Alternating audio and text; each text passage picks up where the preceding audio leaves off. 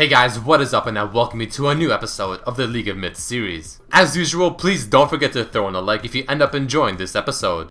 But going into the first myth submitted by Laserface, what happens if Agnivia's guardian angel comes back up before she dies in her passive form? So this myth was actually somewhat difficult to test because the timing has to be so precise in order to get this to work the way it should, which is to have the guardian angel be active once again, but only when she's in her egg form. But as we finally get it in this clip, you can see that the egg form and the guardian angel seem to activate at pretty much the same time, and I come back as a regular Anivia, but both my GA and my passive are on cooldown. But what if we were to test it in a slightly different scenario? Trying to kill me in the egg form as the egg form itself is about to finish. Pretty much trying to give Guardian Angel less time to activate. And as it happens there, you see I respawn for about half a second randomly, and then the GA procs because again the egg form did die, and then I come back again as Anivia.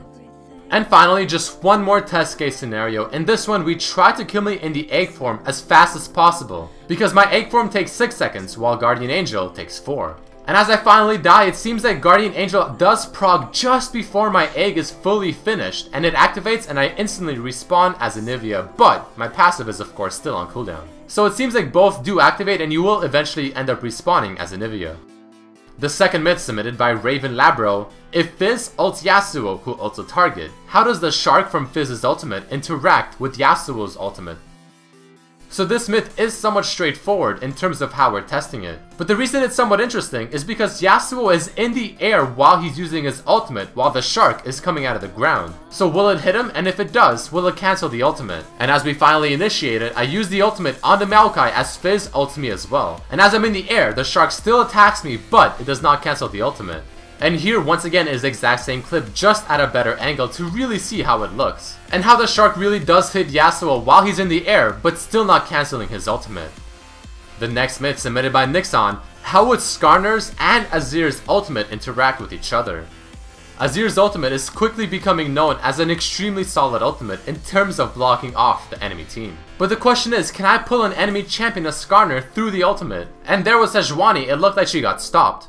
So we decided to test it once again, but with better results. And this time, as Azir throws out his ultimate, I try pulling a Sejuani through, but it seems like the soldiers would simply not allow it, and they keep knocking her back even though Skarner continues walking the other way.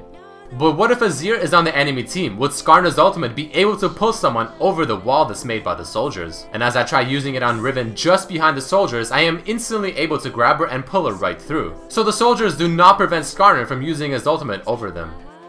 And the final myth of this episode submitted by Boomshaka: if Jarvan or Darius ult and Vayne condemns them mid-jump, does the ultimate still go? So the first person we tested this myth with is Darius. And as we're finally getting ready to time this perfectly, the Darius uses his ultimate, I use my condemn and I push him back, but the ultimate still goes. Meaning that Vayne cannot prevent Darius from hitting her, but at least you can push him back. But the question is now, does Vayne's condemn interact with Jarvan's ultimate in the same manner? And as it finally happens, that Jarvan uses the ultimate, I use my condemn, but Jarvan gives no Fs and you cannot push him back and he still goes right on top of you. I guess that is the true might of Demacia.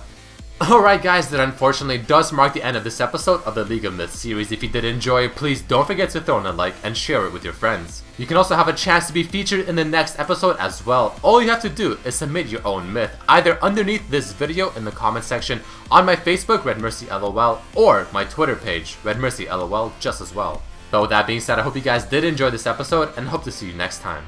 Peace!